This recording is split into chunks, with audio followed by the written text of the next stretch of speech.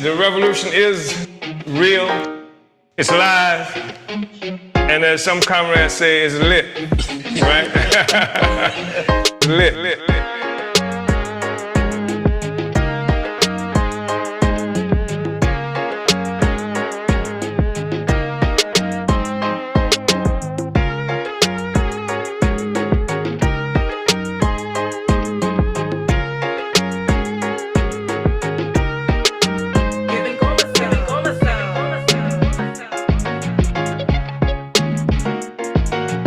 Real,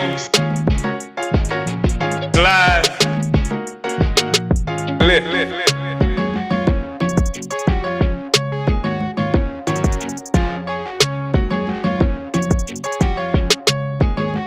Right?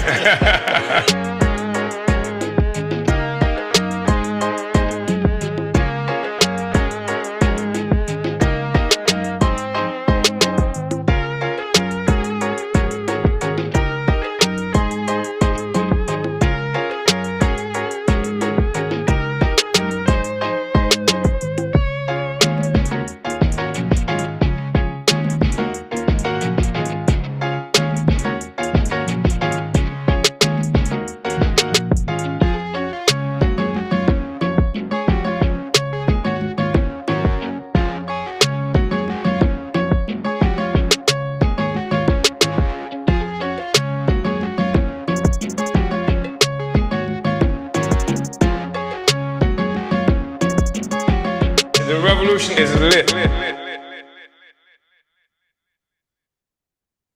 Uhuru, comrades, and welcome to today's Omali Taught Me Sunday Study, live with the leader of the African nation, Chairman Omali Yeshitela. My name is Akile Anai, the Director of Agitation and Propaganda for the African People's Socialist Party, as well as your MC. Today's episode is themed, What is the Party? Part 1, Build and Consolidate the African People's Socialist Party. The African People's Socialist Party was formed on African Liberation Day in May of 1972, with the merging of 3 political organizations throughout the state of Florida: the Junta of Militant Organizations, JOMO, out of St. Petersburg, Black Rights Fighters, led by Lawrence Mann, out of Fort Myers, and the Gainesville Black Study Group, led by Katura Carey. The African People's Socialist Party was founded with the stated mission to complete the Black Revolution of the 1960s, which had been defeated militarily through U.S. colonial counterinsurgency. This was one of the most important developments in the history of the African liberation struggle, as African people were now armed with our own revolutionary political party, guided by revolutionary theory. Today, we initiate a series of studies that discusses the significance of the founding of the party, the need for a party, the principles that inform and guide our strategy towards liberation, and the basis for the colonial counterinsurgency efforts we've witnessed historically and at present. This week, we'll be reading from the document, Build and Consolidate the African People's Socialist Party, presented by Chairman Omali Yeshitela in 1986, and you can find the document linked inside the description. We will read alongside the leader of the African nation and worldwide African Revolution, Chairman Omali Yeshitela, then follow with announcements before opening it up for questions and answers with our live audience. And as always, we call on you to spread the word and build the Omali Taught Me show by sharing this study far and wide, liking this video, subscribing to our channel, and commenting in the chat. We are fully aware of the war being made on our right, not only to say what's in our interest, but for the people to have access to what we say as well. So thank you for taking a moment to like and share this video, to comment, tag someone else in the comment section to make sure they are tuned in. And again, we appreciate you for participating in this fight back to make sure that this study can get out far and wide. So let's get started by welcoming our leadership, Chairman Omali Yeshitela. Uhuru, Chairman.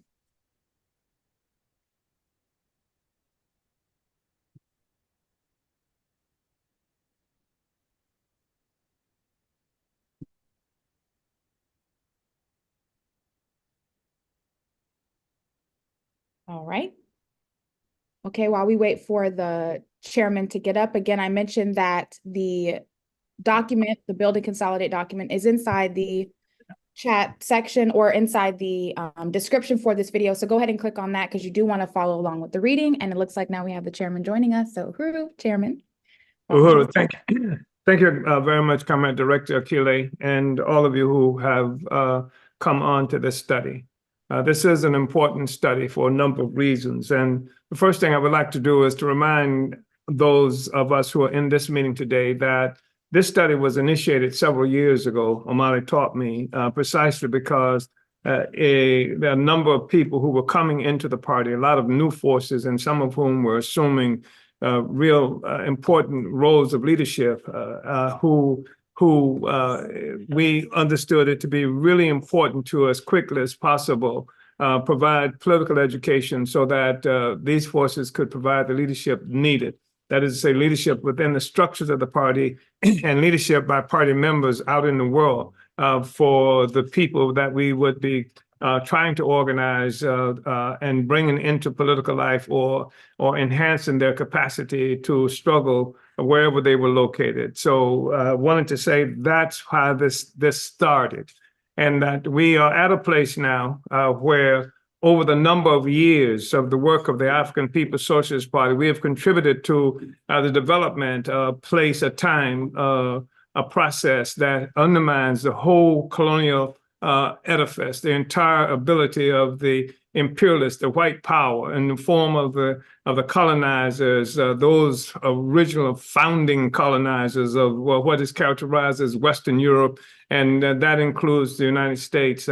Now at a time where the whole colonial edifice, the process is being challenged by peoples around the world, the party played an important role in bringing us to this place. And we have been working, chipping away at this colonial power, colonially consolidated power now for 50 years or more. And as a consequence of that, this crisis, that and other factors happening in the world, we'll get a sense of what I'm talking about as we move through the study, because the role and responsibility of the party is not simply to rush out and claim and call for revolution and jump on white power. It is to understand the nature of this beast, what brought it into existence, and to develop tactics and strategies based on a revolutionary political line, based on a theory that informs us of our place in the world and the destiny of our struggle, of our people. That's the role of the party. That's the way revolutions are made, as quiet as it's kept. When people see in the past where folk were charging the citadel and things like that, generally speaking, that was a consequence of revolutionary struggle that had been going on for a while, that undermined the social system, that took advantage of the fractures that existed in the system and things like that. But for that to happen, several things were important, necessary. And so the party has become aware and has taught and has built itself over a number of years in this process, and a process of practice as well as study. And so we are at a place in history where the fractures of this colonial mode of production are becoming increasingly evident, increasingly obvious, and the party has contributed to making that happen. And as a consequence, peoples everywhere, all around the world, are trying to move forward even more effectively, seeing a dying beast that is responsible for the oppression. More and more people are mobilized against it on the one hand, while on the other hand, the oppressors themselves are becoming greatly agitated and moving and in every way possible to prevent the people from achieving freedom. We, in the 1960s, 70s, and 80s, the party played a really important role, and particularly in the 1970s, which was a critical moment. It was the era of much dynamic work by the parties when the party was born itself officially, we were engaged in tremendous amount of struggles in defense of the revolution, to advance the revolution after the murders of the 1960s that resulted in the deaths of many of our freedom fighters like Malcolm X, like Martin Luther King, a host of members of the Black Panther Party, ultimately the co-founder of the African People's Socialist Party in the early 1970s. So the party has been actually building in a way that kept the revolution alive, even after many of the revolutionaries had been murdered, even after many of the revolutionaries had been jailed, even after the revolution had been taken off the agenda by our oppressor. The dynamic factor that has kept the revolutionary project alive has been the African People's Socialist Party. And it's within this party that the history of the revolutionary project has been concentrated for many, many, many years. And it is because of this that the United States government, after having concluded in the late 1960s, early 1970s, that the revolution was dead, that they had succeeded in killing the revolution, they have come to recognize that the revolution is embodied in the African People's Socialist Party, and that it has kept the whole revolutionary project alive. And so a number of things has happened. And of course, part of that is the attack by the United States government, the most blatant attack. The one that was obvious to people was on July 29, 2022, the attack on my home, me, my wife, a number of other institutions and homes of our movement, of our party, et cetera, because the revolution is alive. So what I'm doing now is, with this study, is taking us to this process of what the party is, and the pamphlet Build and Consolidate the Party, which was something that was written in 1986. Because it was also a time where there was an important influx of people into the party. And as now, there's a great influx of people into the party after the attack on us, because people are looking for a way forward that's not tied to this dying kind of opportunism that dominates much of what characterizes itself as the movement. So there are people moving toward the African People's Socialist Party.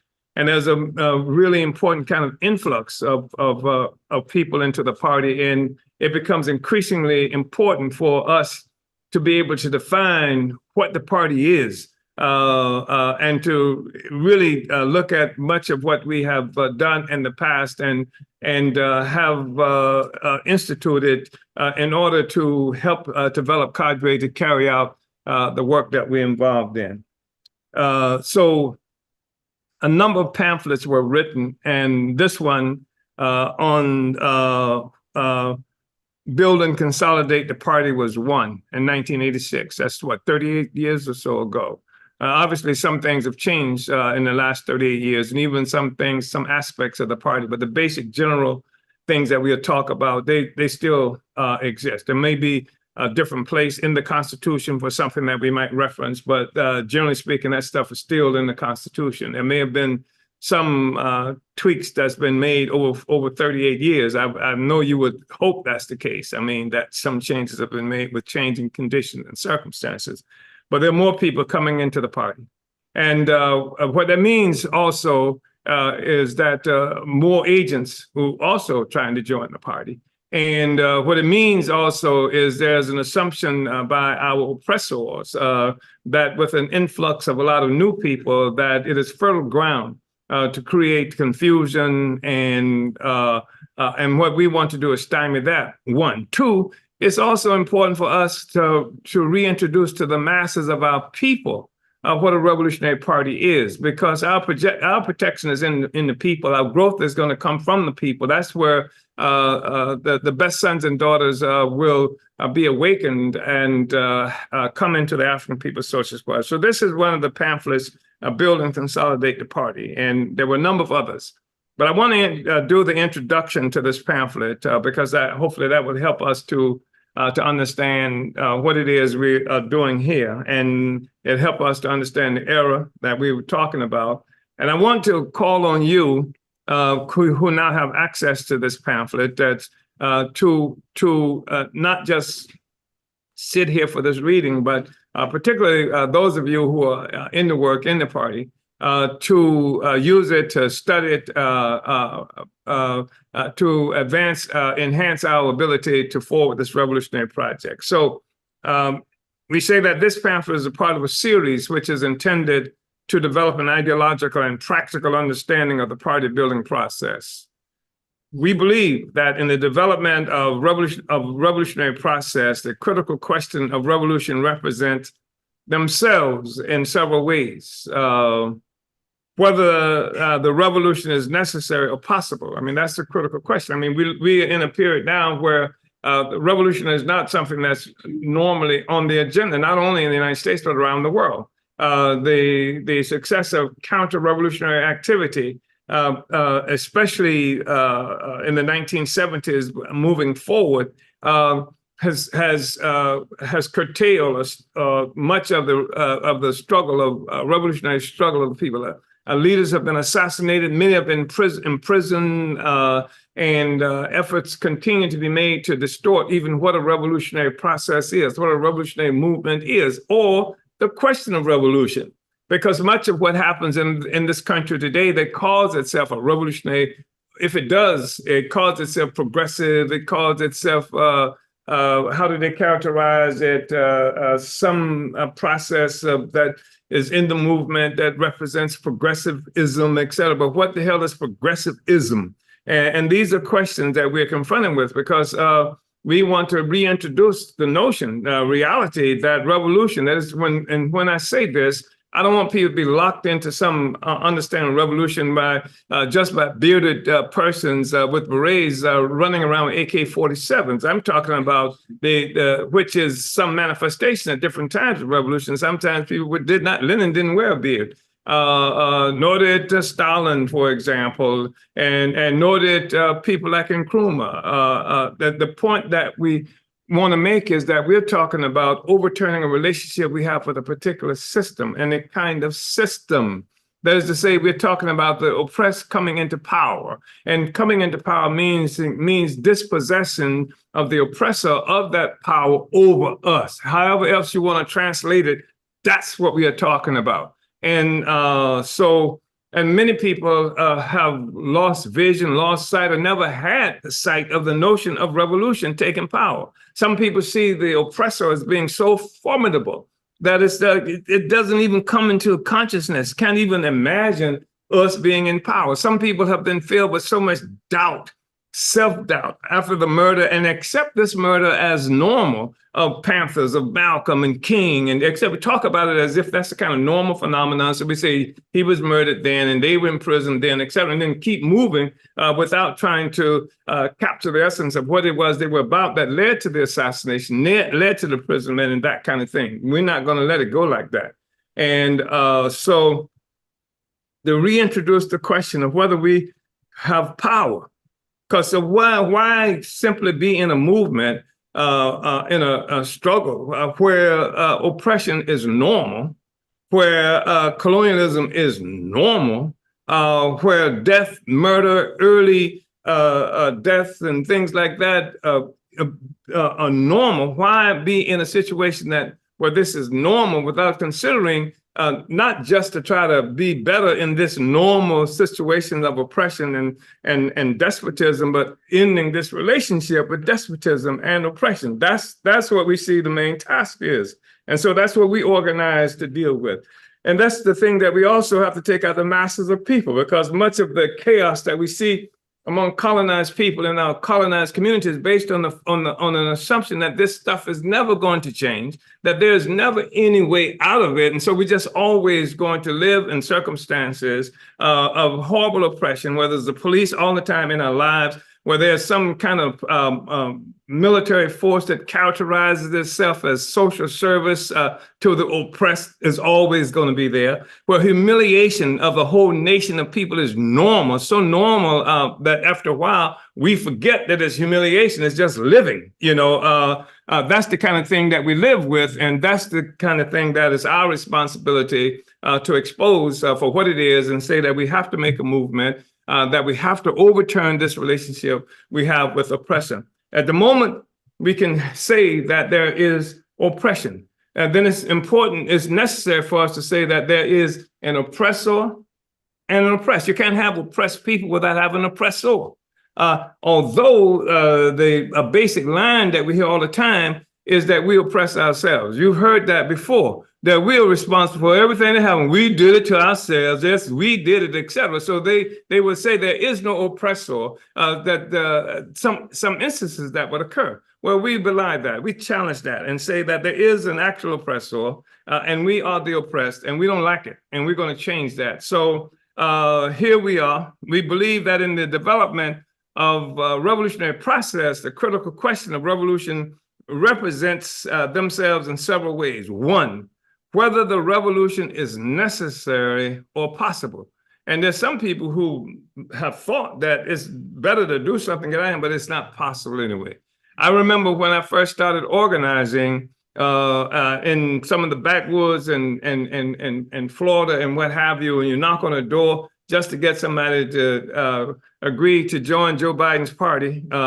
And people would say, well, the white man's not going to let us do this anyway. They're going to let us do this. We're not going to be able to do that. Many people thought it was impossible to change this. And that was why, in many instances, the movement represented itself with exploits of people who had to demonstrate a certain kind of courage and boldness and what have you in the face of terror, naked terror, to help the people understand it's possible to confront them and it's possible to survive them. And even if you don't survive them, you add an element of dignity to the struggle of our people. That happened. And it's not, and I was in a meeting the other day, and people were talking about how the people are not like they used to be in the past. And in the past, we had all these revolutionary organizations. That's when you came into it.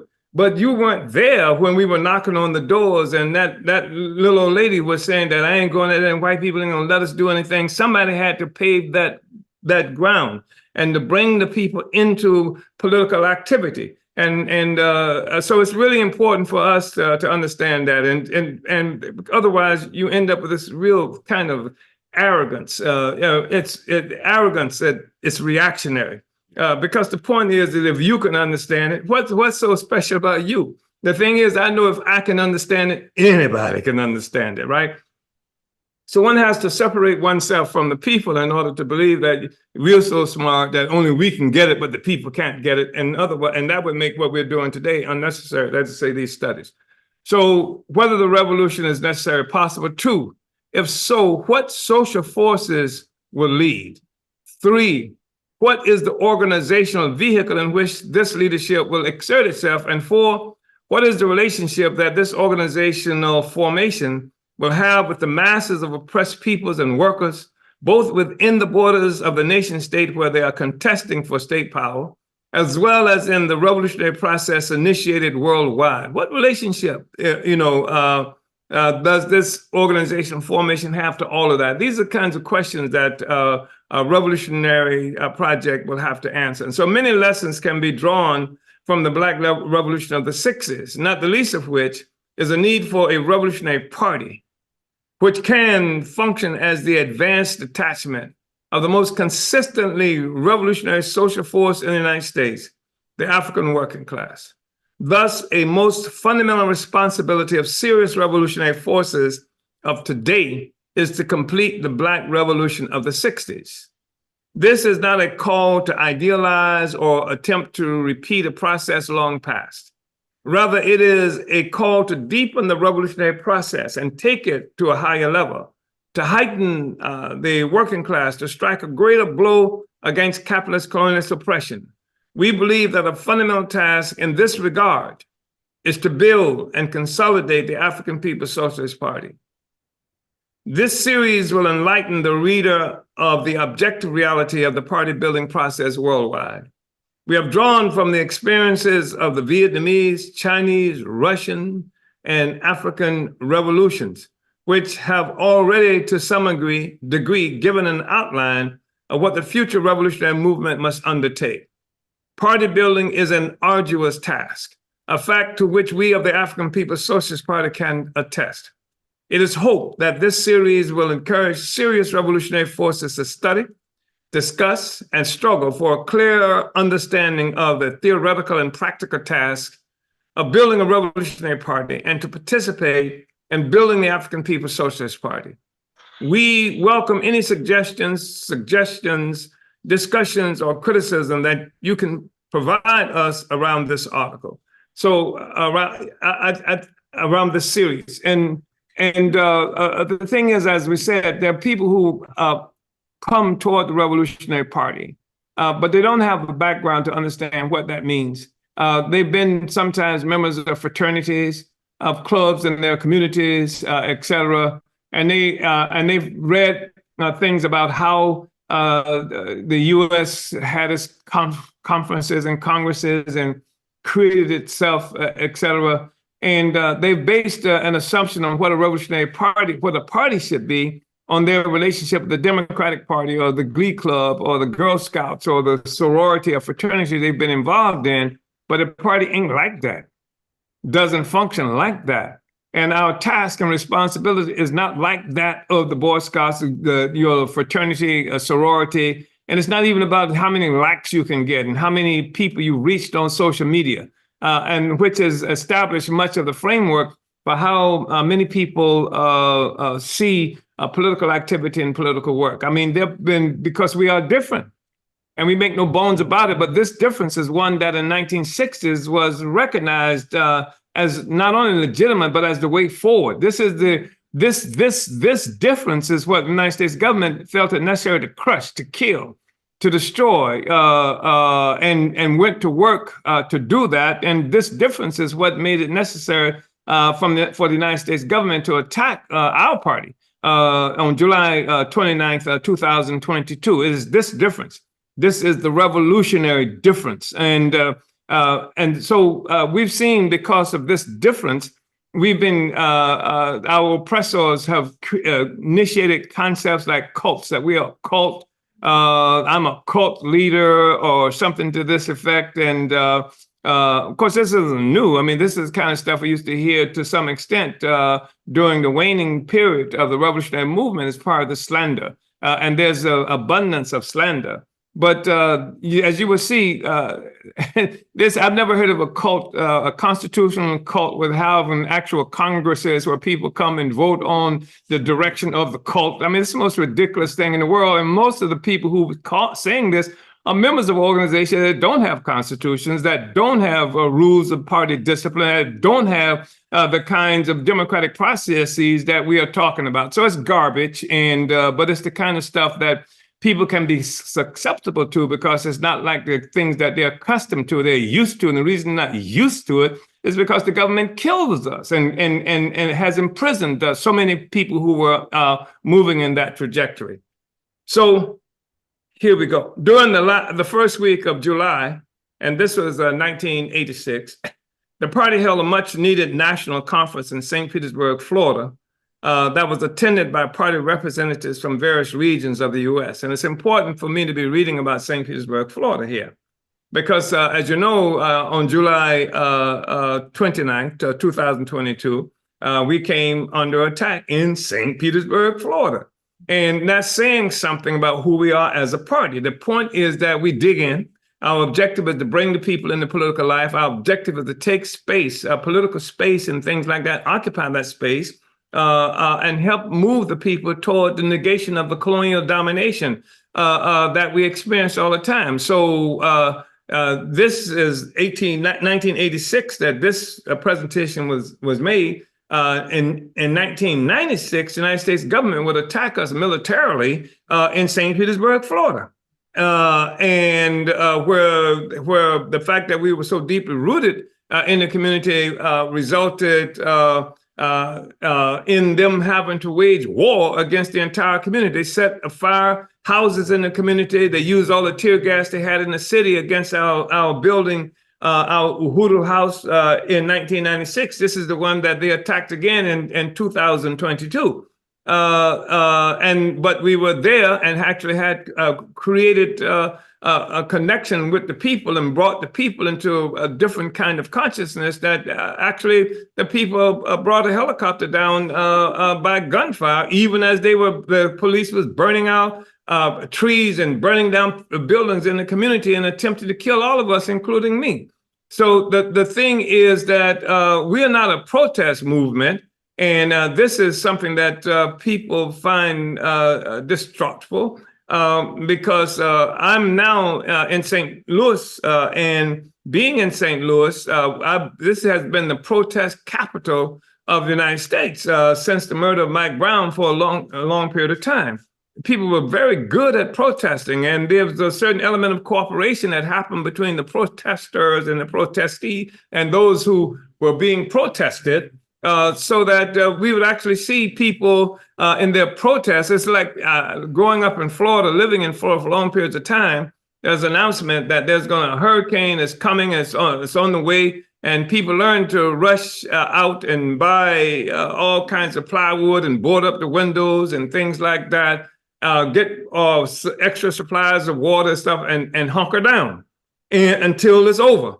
And then you wake up the next morning, if you're lucky, and most likely you're going to be lucky, and you take up the debris from the branches and other things that comes down. And it's like that in St. Louis for long periods of time. You have a situation, they say, well, we just killed another Black person, so hunker down, go get plywood, et cetera, because there's going to be some kind of response to that.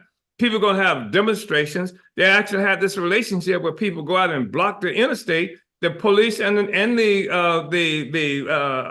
protesters would cooperate. The police would go out and block the cars from coming to the interstate, and the protesters would go out and sit on the interstate. Might do that for 5 minutes or 10 minutes, et cetera. And then they would get up and the police would let the cars come through, and that was it. Or if a window is broken or something like that, that was it. Nothing changed at all. That ain't who we are.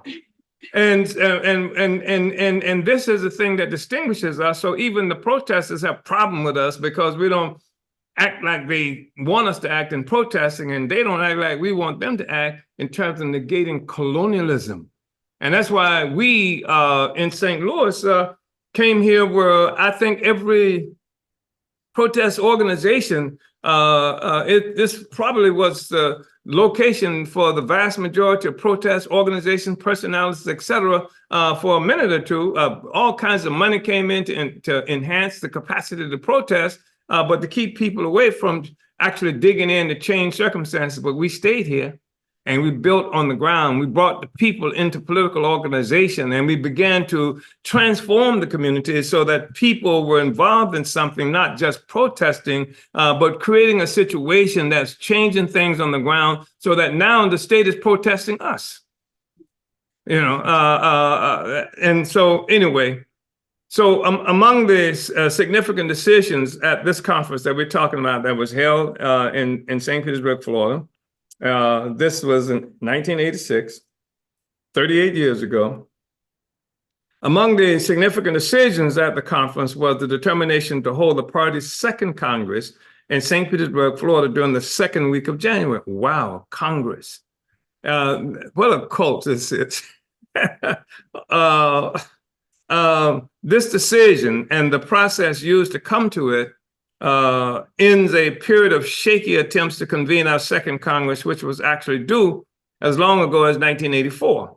The party Congress is an awesome occurrence. It is the time when the party membership comes together to establish the general policies of the party, to examine the party's past work, and to establish new directions.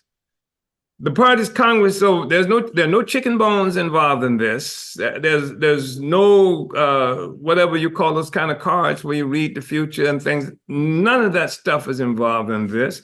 It's not something that is enhanced by the quality of marijuana that's, that people have. This is actual work among the masses of the people and bringing people into political life to engage them in changing their conditions. So the party's Congress is also the place where the most important far-ranging reports to the African People's Socialist Party organization are made by the party's national leadership. These reports are then accepted or rejected.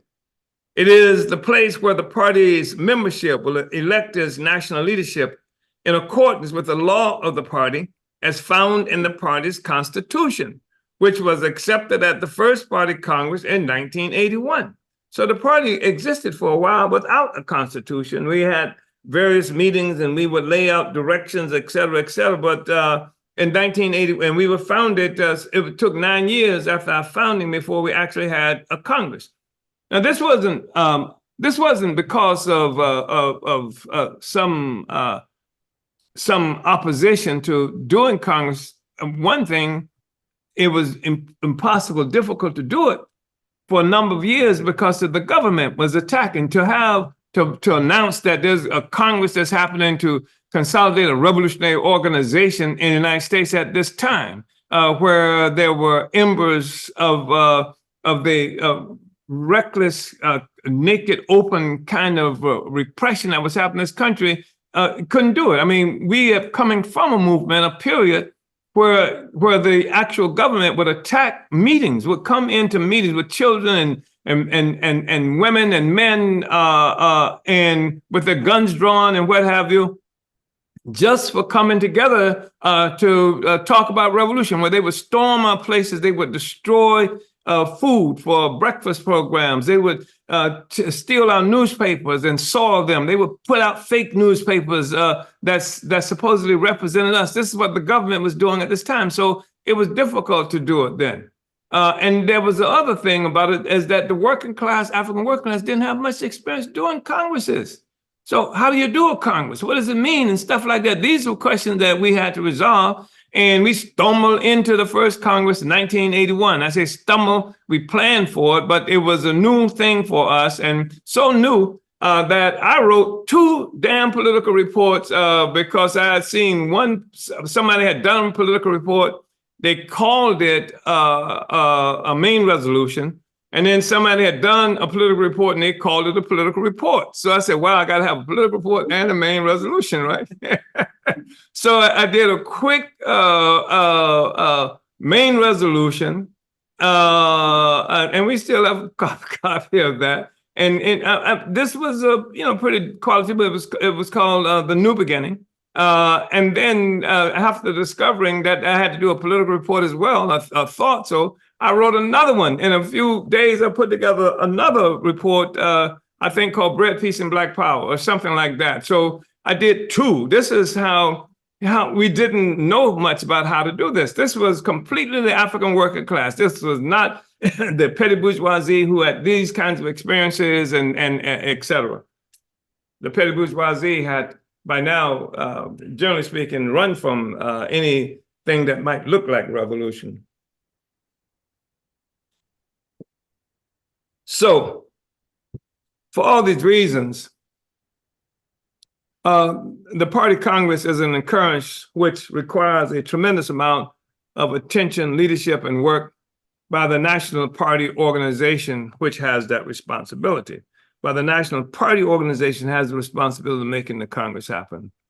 But at least equally as important, building for the Congress also requires the maximum input and participation from the party's membership, the men and women who carry out the day-to-day distribution of the party's press. That's our newspaper. And attempt to provide the leadership for the struggles of our colonial oppressed people throughout the communities, prisons, workplaces, and campuses within the United States. The party constitution provides for participation of party membership by law with the requirements. This is Section 3, Article 4, and Section 2 of Article 6. This is the Constitution as it existed at that time. It says, according to Section 3, Article 4, and this is generally true, though located probably in some other place in the Constitution, prior to each National Party Congress, a 3-month period shall be provided for discussion in all party organizations and leading party committees of the main resolution, the party program and constitution, to adopt resolutions on all questions of party policy for consideration by the Congress. This is what it's called for. This is what we do. And this is what makes all of this the property of the entire membership of the party. Then Section 2 of Article 6 reads, 2 months prior to the National Party Congress, whenever applicable, a special regional pre-party Congress convention will be held in each of the party's 6 designated regions. The purpose of the meeting shall be to discuss all issues of concern for the region and the national party organization, to propose resolutions highlighting special regional issues, etc. However, and it doesn't have to highlight this. This is a regional meeting. This happens a month after the party's political report, a main resolution has been presented to the entire organization where they'll be studying this. It's based on this political report that the regional committees will be having a month later, and they will be using this as the basis for discussing what they and how they'll be moving within every region of the party.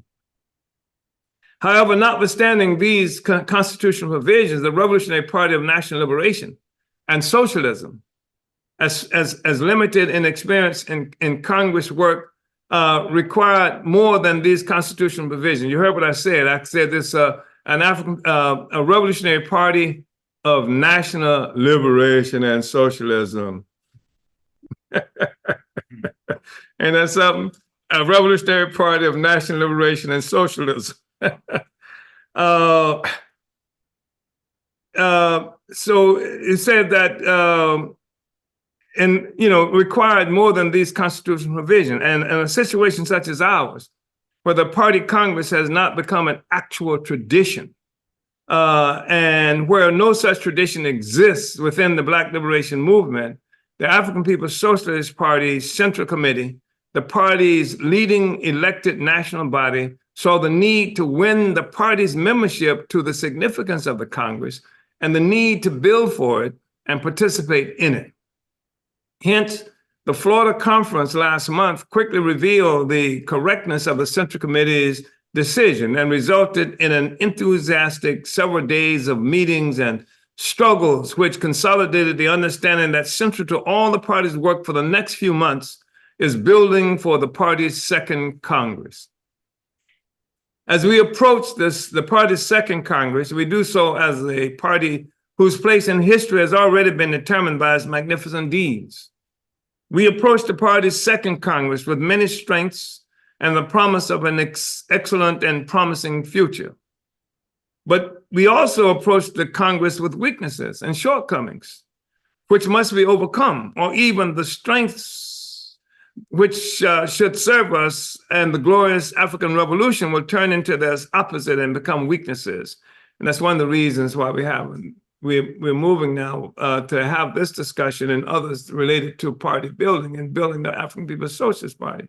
As I said, now there are people based on our strengths and what have you, more and more people are attracted to us, but so is the government attracted to us in terms of the attacks they will make, in terms of the slander they will initiate, in terms of their intents to crush our economic programs that's out here on the ground, connecting the people to it. And more people will come into the party because of these strengths. And the party will, because of the state, and we've seen the naked attacks by the state. We've even seen people who we have already been able to identify as FBI agents coming into the work. It's because of this kind of work that we do that there was an instance where, at least one occasion, where a person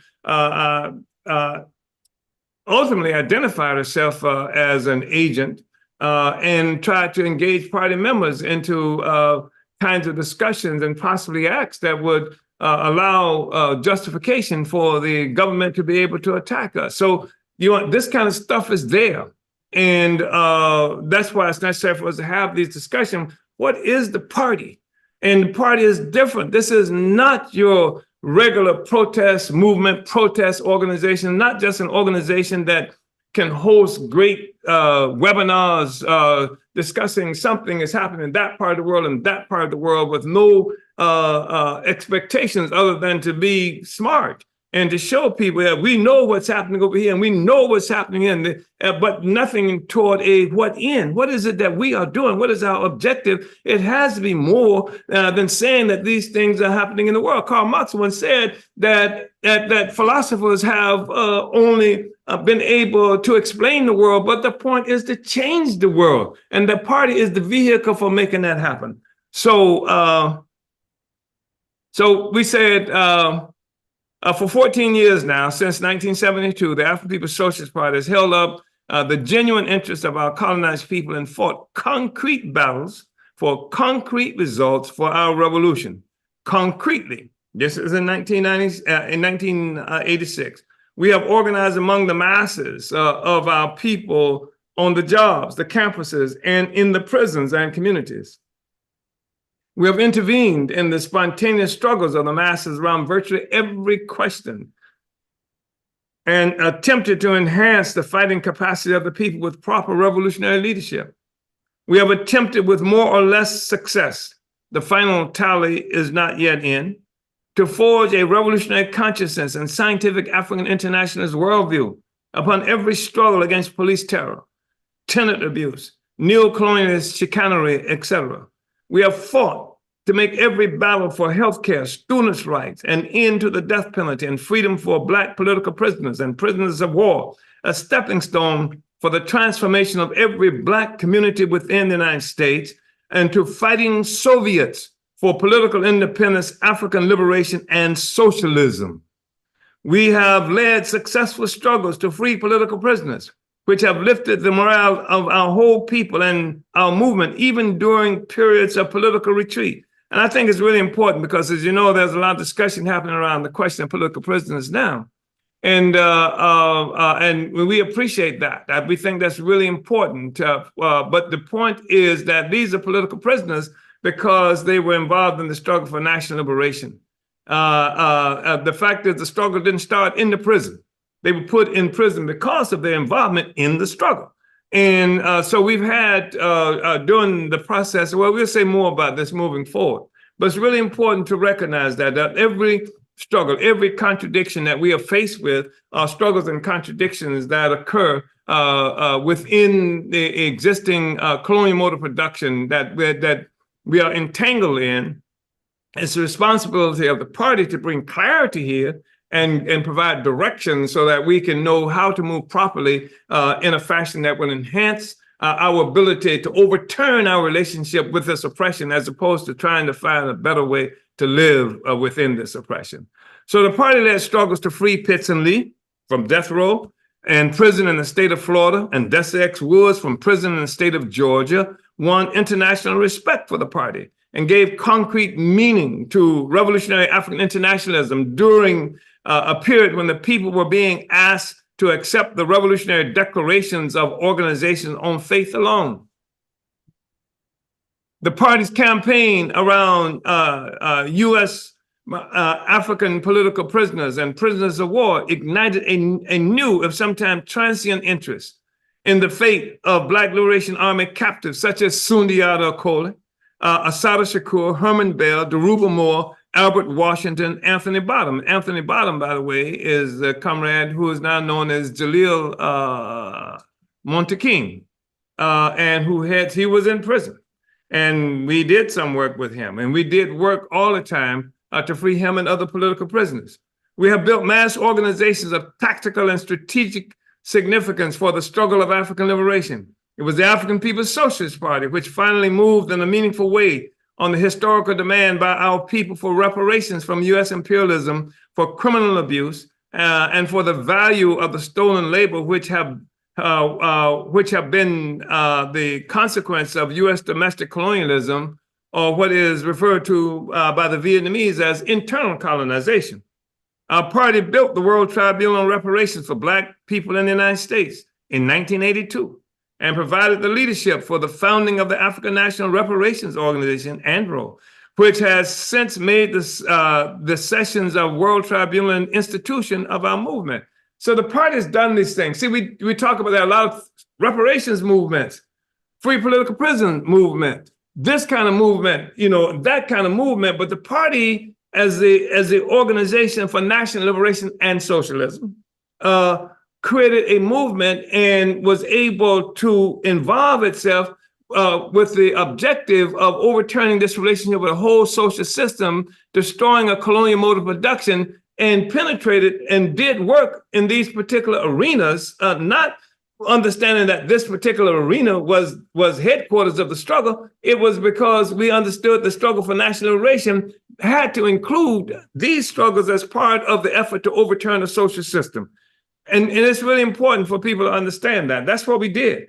And so in many instances, we were invisible because there were some people who were only dealing with reparations. They didn't see anything else. This reparation. We highlighted the reparations question. We did reparations work, but our objective was not simply reparations. We said reparations had to be a function of the revolution. And that's been the case around political prisons. We're talking about political prisons right here. This is 1986 when this is written, but we talk about stuff that we've been doing even in this document for many, many, many years prior to this. So, and so we say that although ANRO, the African National Reparations Organization, continues to have its problems, there are problems which are mostly, though not totally, due to the period within which we live and struggle, and which ANRO itself attempts to respond with its existence. And I want to say that when we built the African National Reparations Organization, and the objective here, this came out of 1982 work, and practically, in terms of when we said in 1980, we were going to build this. 1980, we knew we were going to make reparations a household word because at this time, reparations issue, it was a part of the history of our movement, our struggle, the question of reparations. And at this time, the reparations issue was something that was we saw happening with, a couple of people in most instances with their briefcases, et cetera. And they were trying to convince this congressperson or that person to go through the U.S. Congress or some other legislative body, or they were talking about how to go to court to make them do this and that. And generally speaking, people knew nothing about Africans, did not know anything about the reparations question. We said that in order for reparations to be a reality, we have to turn it into a household word. It can't work unless the masses of the people are engaged in this struggle for reparations. It's meaningless. That's the determination came of our party. And so we had our first Congress in 1981. And then in 1982, we put forth out of that Congress the reparations, the tribunal that happened in Brooklyn, New York.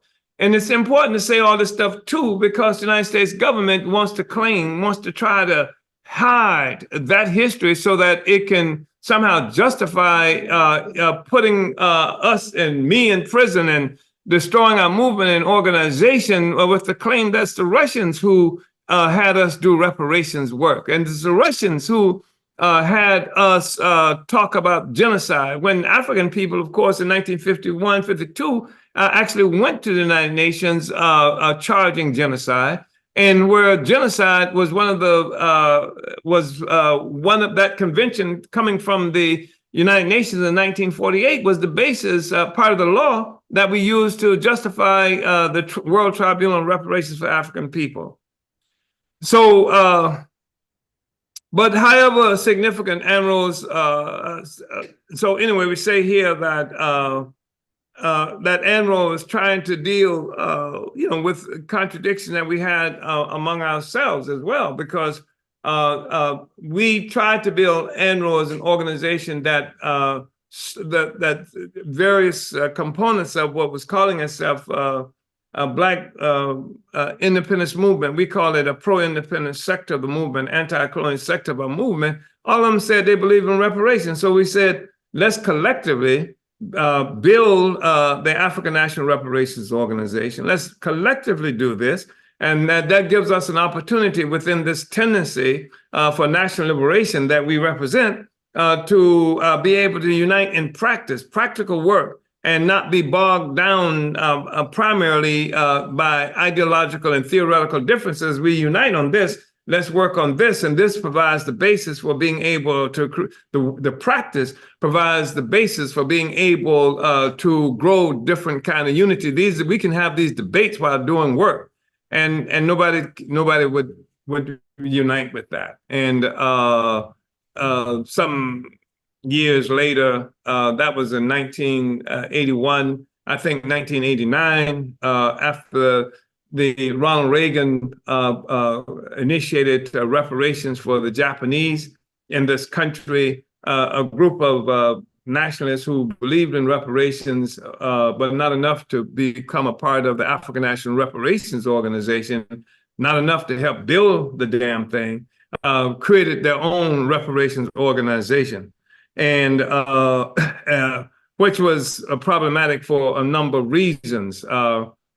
They couldn't do this as a part of the project to win the total liberation of African people, but they did it because Reagan opened the door that suggested there was some money to be had, and that was the motivating force for them. But however significant Anro's problems may be, they cannot detract from the reality that the Black liberation movement, the oppressed, colonized African workers and people have a party, which is capable of building mass organizations which can become training grounds of struggle for the people and provide our revolution with invaluable reserve forces. Can you see that? I mean, training ground for the revolution, to bring people into political life, to create these mass organizations that people could come into. And not just come into, it's no longer, we're not talking about just coming into a movement to integrate into America. These are questions, critical questions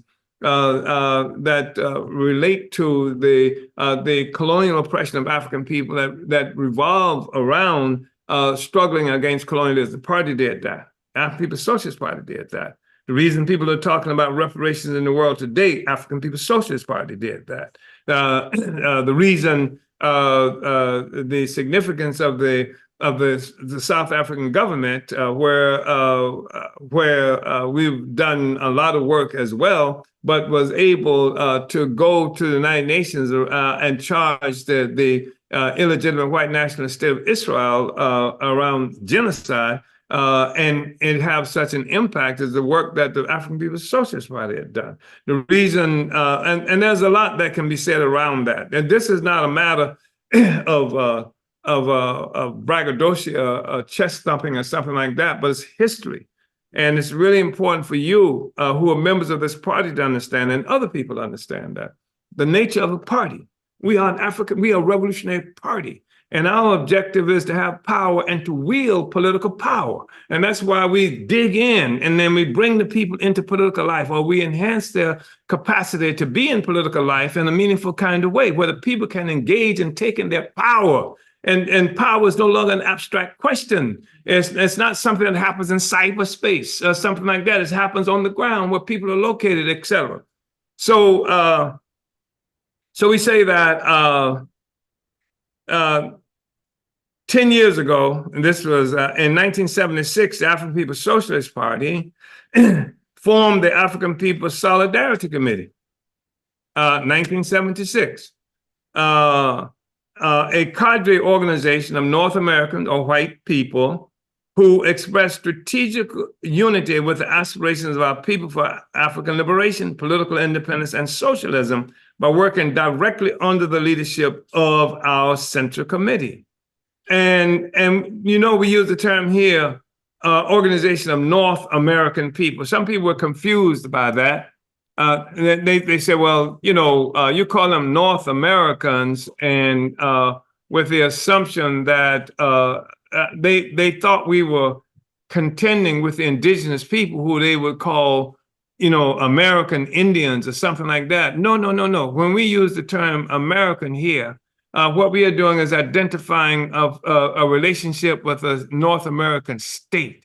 It's a colonial state. It is not saying that white people have some legitimate presence in this country on this landmass, they have initiated a state power here. And this state power is what we are referencing when we say the North American people. And people throughout South America, when they talk about it, they talk about the North Americans, the gringos, etc. And so we are making this distinction because we think this whole racial politic can be dangerous. It is dangerous. It confuses all kinds of questions. It doesn't allow you to see beyond, like the race question. You can't get to the structures of a social system that's oppressing us and its relationship to the history of our oppression, except as race, and that's not adequate. So this was 1976. The African People's Socialist Party formed the African People's Solidarity Committee, a cadre organization of North American white people who, in parentheses, who express strategic unity with the aspirations of our people for African liberation, political independence, and socialism by working directly under the leadership of our Central Committee. With the founding of APSC, the party added another concrete demonstration of our ongoing struggle to solve the problems of the revolution. I mean, I really hope comrades can understand the significance of this in terms of the party, because the white people question has been something that plagued us, and we've treated it white people as a mystery, as this mystery, and because how white people have related to us and many of the people around the world is extremely grotesque, and it's not how we relate to each other and to other peoples, etc. So it becomes mysterious. What in the hell would make somebody do this kind of thing? And so conclusions have been made that white people are not really people, or like the rest of us, that they're mutants or something to that effect. And even the thing that the white man is the devil. Something to try to explain this thing. And we say it can be explained, through science. African nationalism can explain white people as people. And because this mystery, to make white people mysterious in that fashion, in many ways, is to unite with the logic of this special group, this special people, this super people, this master race, this chosen people kind of stuff. They're people. And if we can't accept that, and I know that horrible and grotesque things happen and have done by white, but it's possible to explain that, without making them the devil. Here people telling the white man's the devil, and you got a white Jesus in your church and all this other kind of stuff, all these other places, etc. You got the white Jesus up there. For the same reason we mystify the white man. White man is a man. Despite the lies he's told us, he's a man, like the rest of us. I remember when I went to visit comrades in prison in where they're holding Leonard Peltier right now. I think that's where it was. I think that's one of the Torres brothers, either there or in Leavenworth. And this comrade, one of the Torres brothers, who was Black Liberation Army person who was in prison, and we were talking, he's telling me the story about this indigenous man who, when Europeans first came to their territory, and they were suspected of being gods, something they did, or something from the tradition of the indigenous peoples that saw this odd-looking human being as a god. And so it said that they were doing cruel things. And this one man, I don't remember if it was Tupac, or not, Amaru. They said this one person followed one of them out into, a sort of area where there was, nobody there, and stabbed him and killed him, and then sat there and watched for 3 days to see if he was going to do anything other than rot away like most humans do. And he rotted away. He said, oops, gotcha. So he had to do that to conclude that the white man is just a man like the rest of us. dies like the rest of us. You understand? And this was, take the mystery out of this guy. You know how to fight him. You know, you have the courage to fight. You have the courage to struggle against him. So anyway, so with the founding of APSC, the party added another concrete demonstration of our ongoing struggle to solve the problems of the revolution. Initially, the founding of APSC, African People's Solidarity Committee, simply responded to strategic requirements of our movement to break out of the imperialist encirclement imposed on it with the defeat of the Black Revolution of the 60s.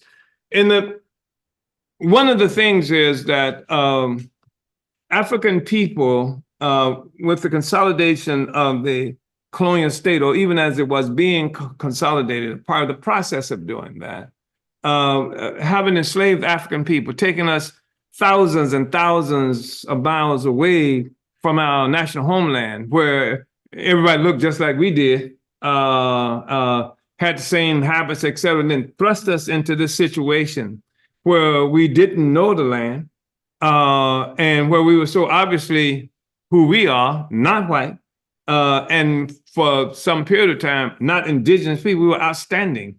And it made it easy to identify us and to hunt us down and to do, horrible kinds of things, because, that was one of the reasons they made so much war against indigenous people and the relationship that Africans established with the indigenous people who are now called Indians, right? Because what made us so vulnerable was we were encircled. We were in this situation where we were away from home. The indigenous people on their own territory, at least they knew how to move on their land and what have you, et cetera. But we were like strangers in this process. So anyway, that person walked like Siali. That's not Siali, is it? Chakura, okay. I don't have on my glasses. Yeah, okay. So another strategic objective, in 1977, I summed up this strategic objective in a popular pamphlet entitled Tactics and Strategies for Black Liberation in the U.S. Another strategic objective for winning independence which should guide our work, and this is 1977. What objective for what? Winning independence.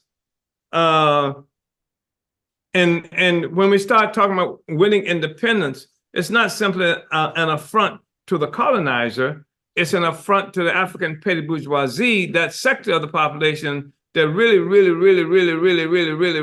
wants to integrate into the colonial project, want to be one with the colonizer, and see us as force. They were saying, you're fighting for segregation, you're fighting for apartheid, you want to have apartheid. No, we want to be free.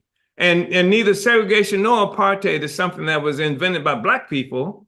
When, the one who segregated us are the same ones that we're trying to be free from. The one who initiated apartheid was the one we are trying to be free from. So that's what our struggle is. And you have a sector of the African population that has been so imbued with the notions of the oppressor that cannot even imagine us being free, cannot even imagine having the ability to be a self-governing people. We have been so confused and down beaten with books not written by us, but always about us. And those books now increasingly trying to be written by us, being today even shut them down, push them out of the library, don't teach that kind of thing, so that Africans no longer have no confidence in our ability to be a self-governing, self-ruling people. And people who talk about that must be crazy. These are fringe groups, as I've heard it characterized. So anyway, another strategic objective for winning independence, which should guide our work, is to win support for the independence movement within U.S. domestic, within U.S. current U.S. borders. Because we have been bogged down in primitive race politics as opposed to revolutionary nationalist politics, some of us will reject the idea of winning support for the independence movement within current U.S. borders. Some will see winning support as meaning the same as winning acceptance, which is the slavish philosophy put forward by the integrationists. However, I assure you that there is a distinctive difference. To win acceptance correctly implies capitulation, non-struggle, and national self-abasement. But winning support means political persuasion, ideological struggle, and principled political relations which respond to a convergence of interests and a commitment to a socialist internationalist morality. There's some people who said that because I went on a Tucker Carlson show, that somehow I was trying to turn Black people into slaves of conservatives or neo-fascists or something to that effect. Those are people who assume that the struggle is about making somebody like us, about winning acceptance. It's not about winning. Anybody who saw that discussion and saw what I had to say can see I was quite clear on the colonial question. My objective is to win support for that position. And if the whole, if a battery, a battalion of Ku Klux Klan member could unite with that, which is more than the white left has ever done, right? If a whole battalion, regiment of Ku Klux Klan people can unite with the struggle for independence, then I will speak to them. And it's easier to speak to them than it is to some of these white nationalist organizations who do everything they can while claiming to be our friend, do everything they can to frustrate the ability of African people to achieve independence and self-determination. Yeah. So struggling to win support for the independence position as a strategic objective for independence through self-liberation will help to sharpen our ideological development, smash the narrowness of our worldview, and demand continuity in our principles of unity. I mean, anybody of us should have been able to have that discussion with Tucker Carlson. If we don't get caught up in in some kind of subjective, emotional thing about whether he likes Black people, who gives a damn?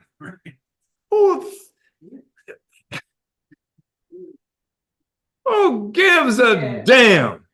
You understand? And that's the whole question. I saw him do something the other day. He was on another show. Comrade Jesse pulled my coat and told me, hey, look at what this, and Tucker Carlson on the show. And he said, I probably don't agree with much of it. I'm not a Black nationalist or a socialist, but I like the guy. He said, I like the guy. You understand? Which is, you will never hear Brian Becker say that.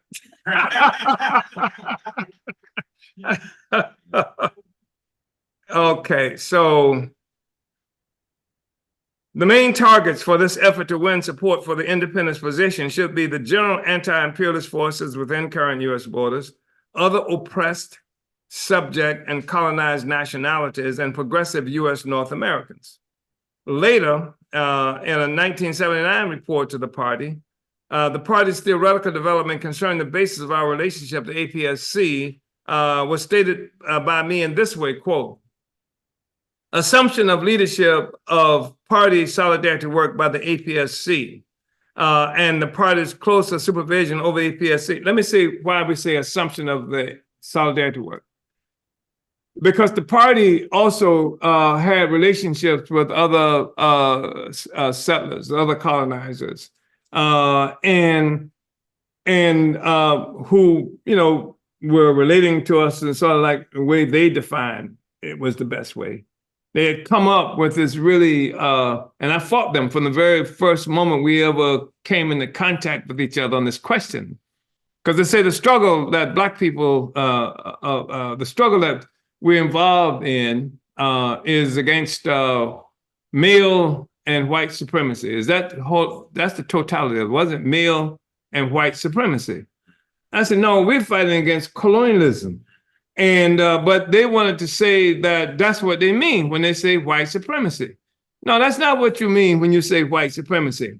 When you fight against colonialism, when you have these conferences and have these meetings to have people to come to fight against white supremacy, you are winning them to you. When you say we are fighting against colonialism, you are winning them to leadership of the colonized. And they would never be able to say that. And that was a fundamental contradiction. It wasn't a small thing either. it turned into, it was a major contradiction that I raised from the very first time that we had and I raised it in public. I raised it at a mass meeting that happened. And this was a part of the process that we have. That's why people talk to us about white supremacy. I don't know what the hell you're talking about, white supremacy, you know what I mean? And so, we are fighting against white supremacy. That's white supremacy. What the hell are you talking about?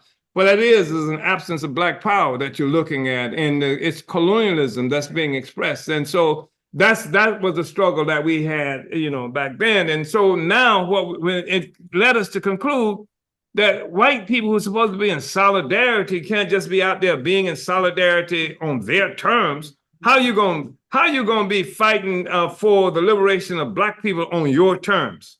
That doesn't make any sense at all. You don't go to Cuba. And just to do though, I've seen that. By the way, I've seen it. I've seen them even in Nicaragua right after the Nicaraguan Revolution. In a meeting, and the white people who were supposed to be doing solidarity with them and with this international conference in Nicaragua, must have been 79 or 1980, maybe 1980, because Reagan was just coming into power at the time.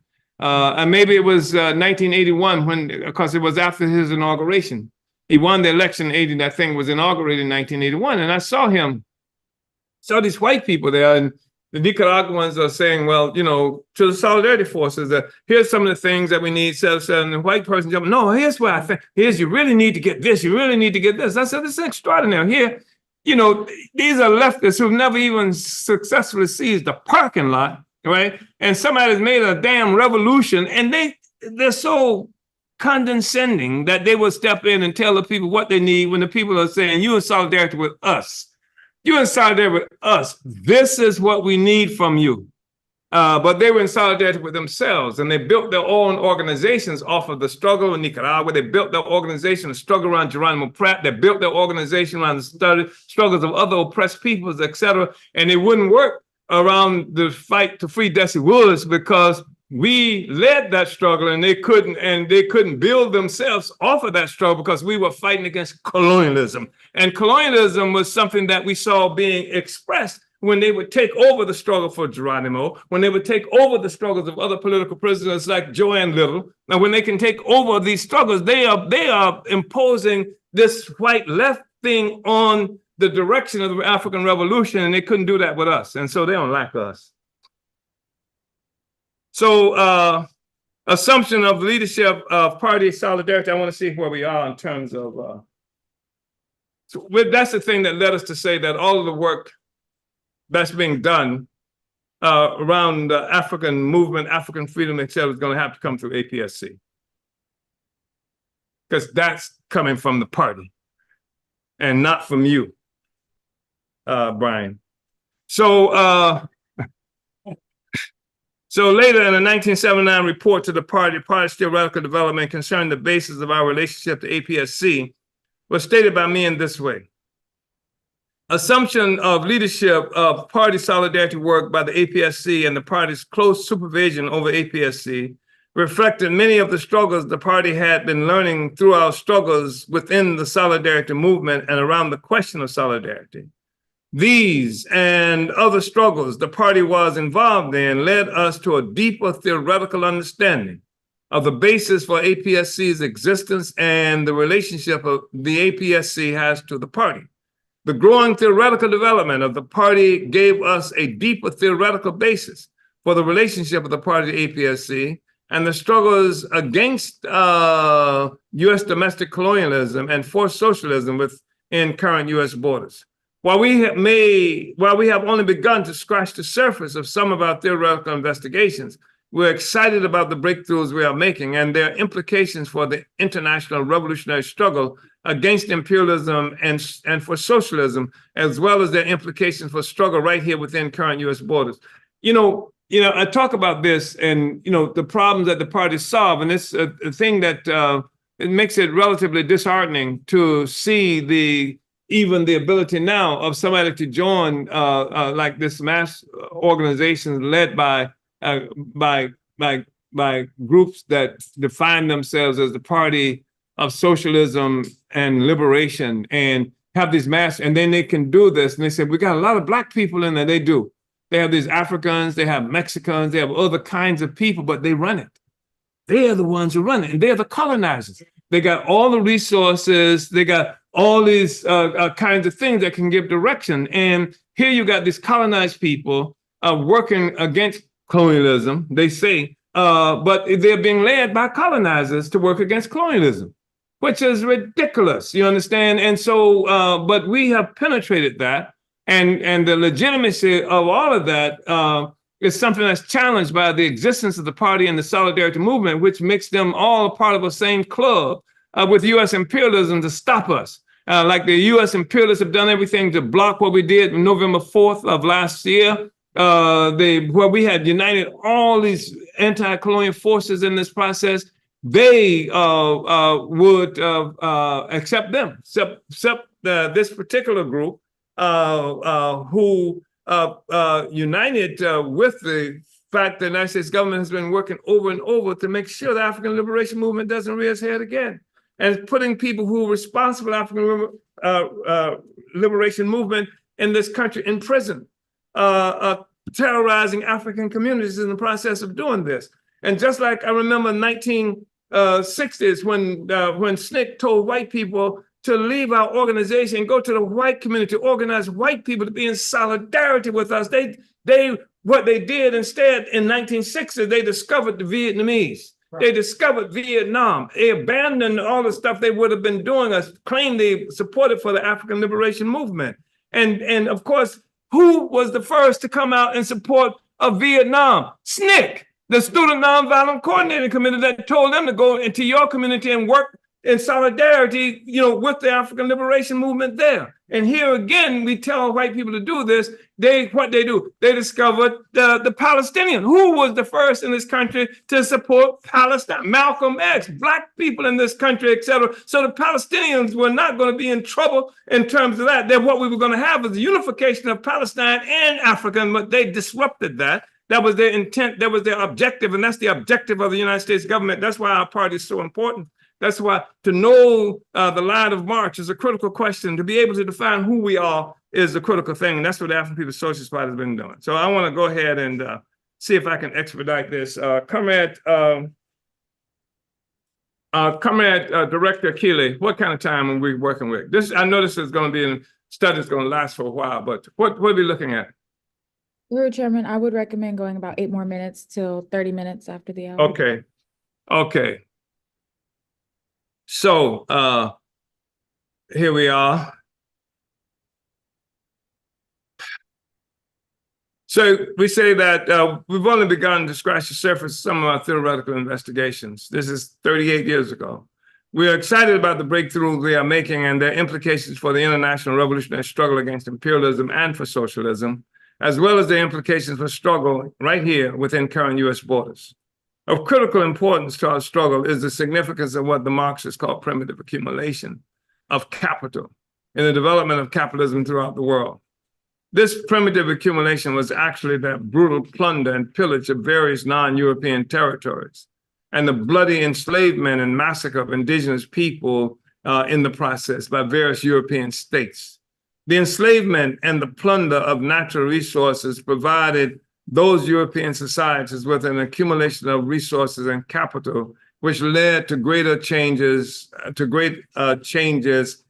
within.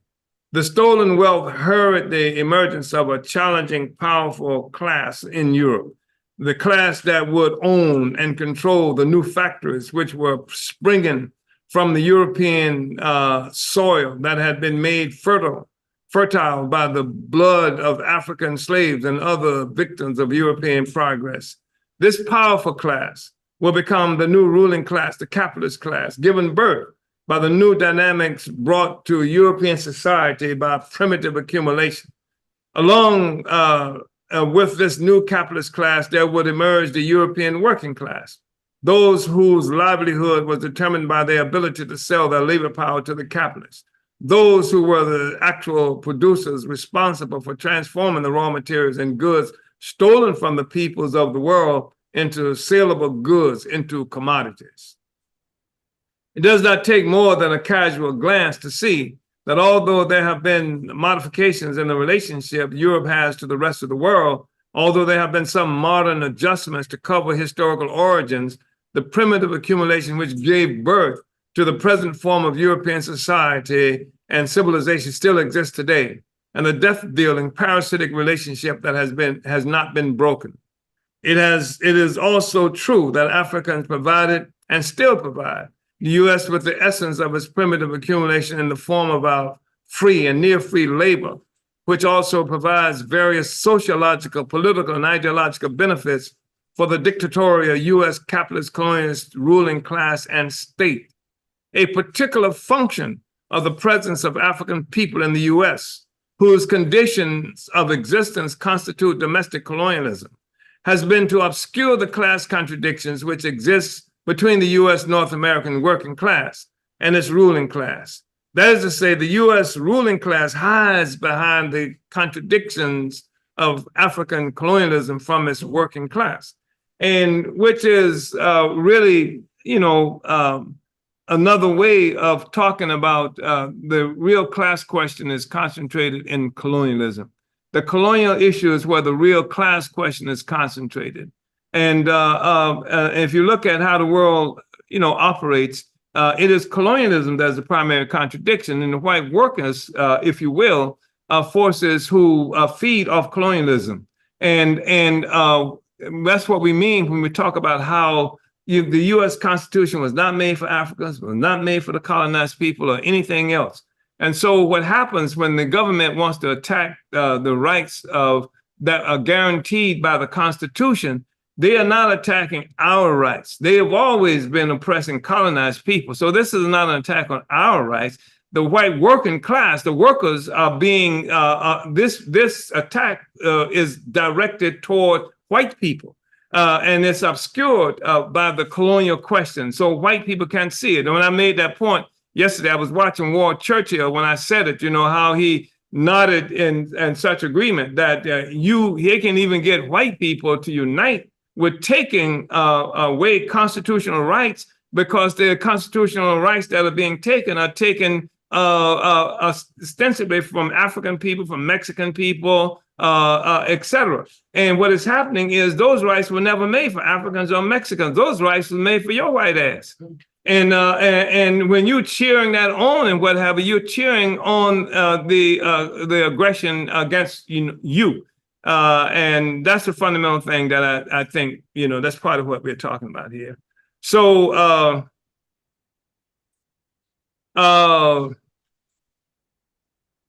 so it has been the theory of primitive accumulation, which has led the party to a deeper understanding of the implications of our colonial situation and struggle for socialism in current U.S. North American borders.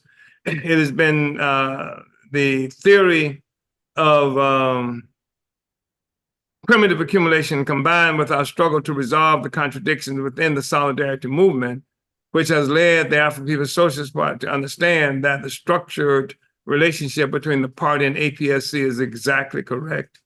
It is a concrete reflection of our theoretical understanding of the political and social reality presented to us by capitalism and colonialism in the United States.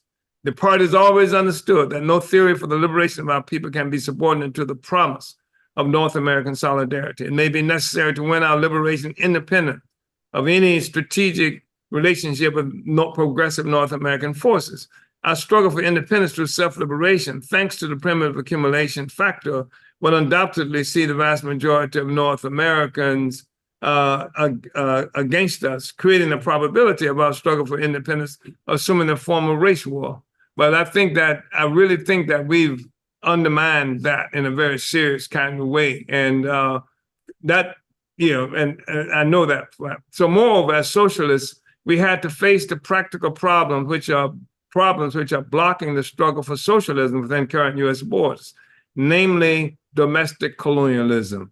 Indeed, the struggle to defeat domestic colonialism is the fundamental practical problem confronting every genuine socialist within current U.S. borders. Therefore, it became clear to us that the political and strategic basis for the existence of the APSC and its ideological and structural relationship to the party were also grounded in a firm theoretical basis. It is a theoretical basis which is consistent with our long-term perceptual understanding that a victorious struggle, a victorious, victorious struggle against colonialism will provide the basis and conditions for an immediate struggle for socialism, and that within that fact lay the basis for objective unity between African people and the progressive progressive working class North American people. Now, our continuing theoretical development has led us to conclude further that a successful struggle against U.S. domestic colonialism is an absolutely necessary prerequisite for a successful struggle for socialism. This theoretical development helped the party to have a deeper appreciation for APSC and to understand that the structural relationship of African and North American people to the struggles against U.S. domestic colonialism and for socialism were correctly reflected in the structural relationship between the party and APSC. So I think this is where we have to stop. Is that right, Comrade Akile? Uhuru, Chairman. Yes, especially because we're on page 9 and the second to the last paragraph on page 9. Yes. Uhuru, thank you so much, Chairman. I mean, this was incredible. I know you mentioned, and we have, done this particular study on building, consolidate, at different times, in the party and of course on the Omali Taught Me show.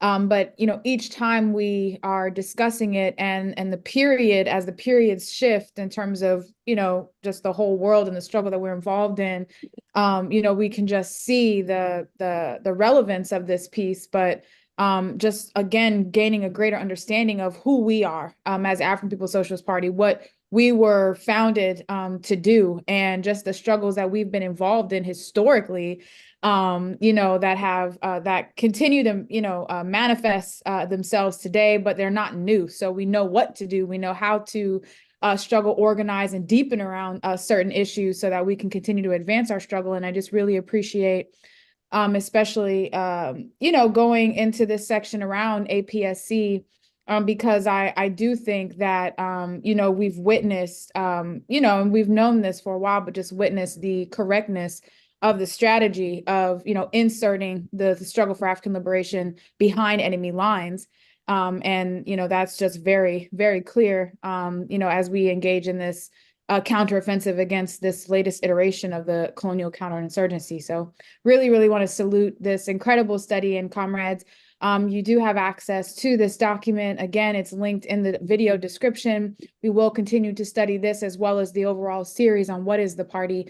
We'll be taking a look at different documents as well to just gain a deeper understanding. But we're going to now. Before you do that, may I? Yeah, just speaking on this whole question of the solidarity forces. What happens is, like in Chicago just recently, not too long ago, they shut down something like 24 schools in the African community. I don't know how many schools they've shut down right here in St. Louis in the African community.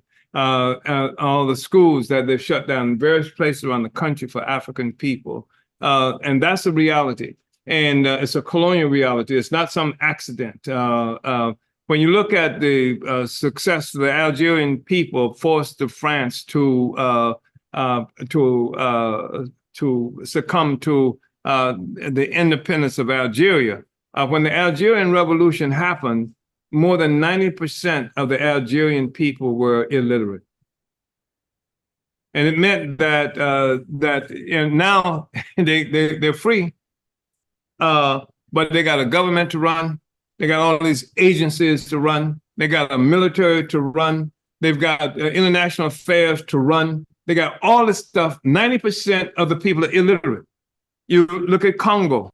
When Congo became independent, there were only 20 university-trained people from Congo in the world. Only 20. So what happens is that the oppressor denies African people the skills and the capacity to run anything. They say, okay, you're free. Then you have to rely on the oppressors to run it for you.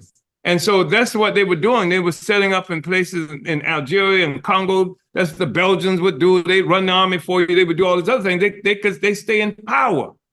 So how was it the Algerians were able to run their government?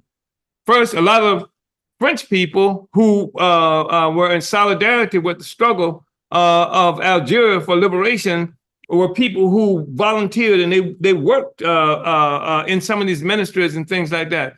People from Hungary, who are socialist Hungary, worked in some of that. Cuba worked in some of these things, so that the Algerian people didn't have to rely simply on the oppressors for running their institutions, because they will come in and tell you, okay, and they did. They come in and say, well, you need these things, this thing. They were about the Ministry of Finances, etc. You don't know a damn thing about what they're talking about. They're talking about all this stuff, right? So you have to have the ability to respond to it. And that's part of the significance of what we do here. Because, yes, we have some of the institutions, we have utilized colonizers to perform, who got experience in this stuff, who got education in this stuff. And if they don't have education in this stuff, they have access to that in the whole white society. I mean, when Marcus Garvey bought one of the ships he bought, he had to use Cyril Briggs, who was somebody who actually worked for the Communist Party at some point, to buy the ship for him, because Briggs looked white. Because he had to use somebody white to get the damn thing. That's just the objective reality that we live in. And the question is, how do you penetrate this? How do you deal with this, et cetera? And we're dealing with it. The African People's Socialist Party, we're dealing with it. And because there's a whole, anyway, I just wanted to say that, Comrade Akile. Uhuru, that's it. Uhuru, Chairman. And we have just some great questions that I want to make sure that we're able to get to. So I'm going to go ahead and move us quickly into the announcements, get through those, comrades. And I just really want to appreciate everybody for your participation in this study. And, you know, again, I'm just very excited to continue deepening this piece and just the overall question of what is the party.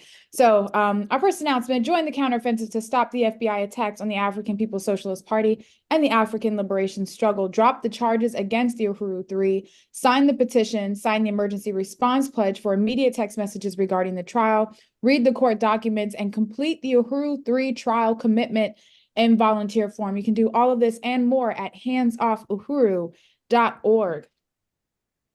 April 22nd is Earth Day, a day used to raise awareness and support for environmental protections. How then does one truly advocate for the protection of Earth and our natural resources under the global colonial capitalist system? Join the African National Women's Organization for a special episode of The Breakdown with the International Executive Committee of ANWO discussing revolution and environmental protection. It's happening today at 3 p.m. Eastern Time on YouTube at The Burning Spear TV and on Facebook.com/ANWO Uhuru. And on Wednesday, April 24th at 7:30 p.m. Eastern, 6:30 Central, 4:30 Pacific, tune in for Black Power Blueprint Live, broadcasting from Uhuru Bakery and Cafe in St. Louis. The program features APEDF Board President Onezene Shatella, Uhuru Foods and Pies Vice Chair Bakri Olatunji, special musical guest Renda Farrington, and much more. This live webinar is a part of fundraising to open Uhuru Bakery and Cafe through the Give St. Louis Day campaign. Uhuru Bakery and Cafe is part of the Black Power Blueprint projects to transform and uplift the conditions of the Black community in North St. Louis in every aspect of life. Register for the webinar at tinyurl.com/Uhuru Bakery Live. On Saturday, April 27th at 1 p.m. Eastern Time, calling on residents of Asheville, North Carolina, and elsewhere who support reparations to join the fight back for anti-colonial free speech.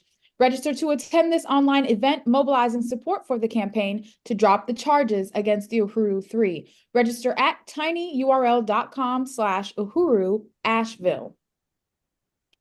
And save the date for an exciting webinar on Sunday, May 5th at 12 p.m. Central Time, sponsored by the African Socialist International, titled France Out, U.S. Out, Forward the African Revolution, and Building Solidarity with the African Resistance in Niger. Special guests include Chairman Amalia Shatella, Comrade Ibrahim Hamadou of the Free Trade Union on the ground in Niger, Directors of International Affairs Secretary General Louisi Kinshasa, and other leaders from Sierra Leone, Ghana, South Africa, or occupied Azania. Register today at tinyurl.com/handsoffniger. On Sunday, May 12th come to Washington, D.C. for the Black Mothers March to stand against the colonial family regulation system, known in many places as CPS. The Black Mothers March is co-organized by the African National Women's Organization, Operation Stop CPS, the Upend Movement, Family Justice Tribe, and Movement for Family Power. And you can learn more about this march at blackmothersmarch.com. On April 9th, the Office of the Deputy Chair Grants Team, under the leadership of Deputy Chair, submitted a grant to the USDA for urban agricultural and innovative production. The goal of the grant is to enhance the Gary Brooks garden with greenhouses, sheds, and vertical planters, and build out a new garden on West Florissant that will be tied to the Uhuru Bakery Cafe. A key component of the grant is to be able to hire staff and a master gardener to carry on the work of Mr. Gary Brooks. We will learn the results in late summer, and of course, we will come back to you on this show with any updates and announcements regarding this. And of course, make sure you like and subscribe to the Burning Spear TV on YouTube to catch every episode of the Omali Taught Me Sunday Study. Uhuru Tours and Speakers Bureau is an institution of the African People's Socialist Party that coordinates events and tours for Chairman Omali Yeshitela and other party speakers and leaders. Book Chairman Omali and other Uhuru Movement speakers for your campus or organization now. You can email info@uhurutours.com or call 727-914-3621. And for more events that are not listed here, go to theburningspear.com/events to see everything going on inside the Uhuru movement. All right, comrades, so that concludes our announcements. And as we, carry on this series of what is the party, I just want to call on people to join the African People's Socialist Party, to go ahead and fill out that join application today. Go to apspuhuru.org. So we're going to now go into our questions and answers. And of course, as we do, want to just recognize where people have tuned in from. We have Fresno, California, Cleveland, Ohio, Philadelphia, Pennsylvania, St. Louis, Missouri, Olympia, Washington, St. Petersburg, Florida, Grenada, West Indies, New York, San Diego, California, Marion County, Georgia, Chicago, Illinois, Fort Myers, Florida, Wichita, Kansas, Hazelwood, Missouri, San Diego, California, Occupied Azania or South Africa, Rochester, New York. So comrades, thank you so much for tuning in. If you did not let us know where you're tuning in from, go ahead and make sure you put it inside the chat so we can shout you out. And now we're going to go ahead and get into those questions and answers. And comrades, again, just really want to appreciate your participation in this study. So our first question came from Comrade Matsamela, president of the International People's Democratic Uhuru Movement. He asks, I know that this is outside the founding of the party, but it seems relative that chairman turned the Student Nonviolent Coordinating Committee from a volunteer-based organization to a membership-based organization in St. Petersburg. Can chairman speak of this in relationship to the different character of a revolutionary party from some of these other forms of organization that people experience, such as clubs, fraternal organizations, etc.?